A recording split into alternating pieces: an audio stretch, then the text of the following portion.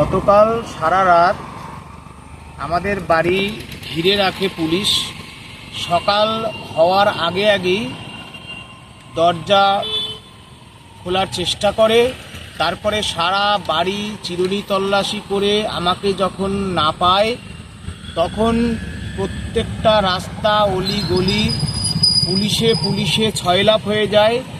আমি সেই সংবাদ পেয়ে আমার বন্ধুর বাড়ি থেকে নিকটবর্তী স্টেশন আদিসপ্তগ্রাম থেকে কলকাতার উদ্দেশ্যে রওনা দিচ্ছিলাম। তখন 3 অজ্ঞাত পরিচয় ব্যক্তি আমাকে তুলে নেন। তারপরে ব্যান্ডেল বিদ্যা মন্দিরের কাছে যে জঙ্গল, সেই জঙ্গলের ওখানে আমাকে নিয়ে যায়।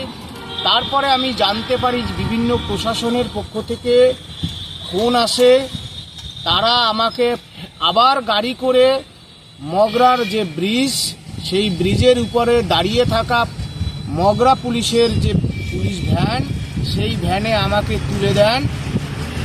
দীর্ঘক্ষণ আমি কিছুক্ষণ আগে বেরোলাম মগরা থানা থেকে। সারা দিন আমাকে মগরা থানাতে বসিয়ে রাখে, কোনো জিজ্ঞাসাবাদও করেনি, কিচ্ছু করেনি। শুধুমাত্র আমাকে যে এই কিডন্যাপ করলো পুলিশ মন্ত্রী, তার প্রধান কারণ আজকে এসএসসি অভিযান ছিল। 10 বছর পর কেন পরীক্ষা দেব? আর পরীক্ষা যদি দিতেই হয় এসএসসি 2016 প্যানেলের যারা নট স্পেসিফিক্যালি টেন্টেড আর যারা অল ডিজেবল তারা দেব, এই মর্মে আলোচনা চেয়ে চিঠি দিয়েছিলাম। আজকে আন্দোলন ছিল, সুতরাং এই আন্দোলনে ভয় পেয়ে আমার বন্ধু যোগ্য শিক্ষক সুবল সোরেনের হত্যার বিচার চাইব বলে ওই বন্ধু সুবল সোরেনের পরিবারের দায়িত্ব নিতে হবে, 10 কোটি টাকা ক্ষতিপূরণ দিতে হবে।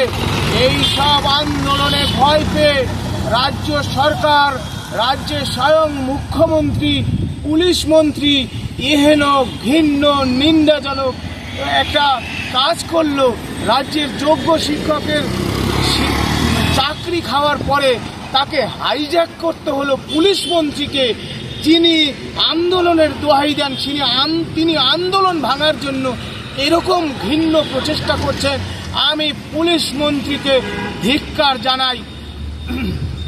এইটুকুই বলতে চাই, আন্দোলন আরো তীব্রতর হবে। যোগ্যদের চাকরি না ফিরলে আন্দোলন আরো তীব্রতর হবে, এইটুকুই আজকের দিনে বলি। রাজ্য সরকারের পুলিশ মন্ত্রী, পুলিশ প্রশাসনের ভূমিকা অত্যন্ত ধিক্কারজনক। রাজ্যে আইন শৃঙ্খলা নেই।